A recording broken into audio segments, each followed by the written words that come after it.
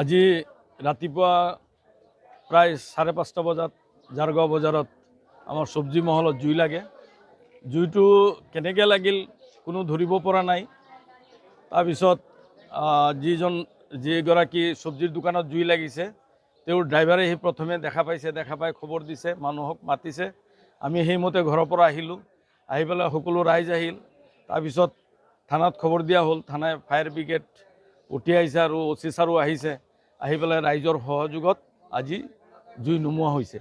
এই জুইত প্ৰায় 18 পৰা 20খন দোকান ক্ষতিগ্ৰস্ত হৈছে। এতিয়ালৈকে জাৰগাঁও বজাৰত প্ৰায় 3বাৰ জুই লাগিল আৰু জুইত যথেষ্ট ক্ষতি হয়। গতিকে ৰাইজৰ দাবী জাৰগাঁও বজাৰত এটা ফায়াৰ ব্ৰিগেড ষ্টেচন লাগে।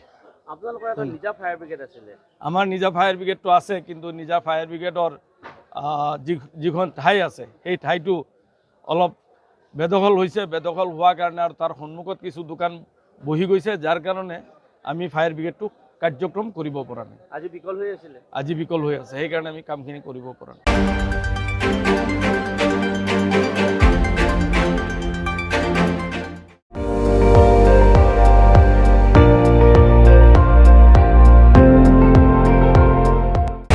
আপুনি চাই আছে ND24, সৰ্বশ্ৰেষ্ঠ নহয় সৰ্বোত্তমৰ দৌৰত।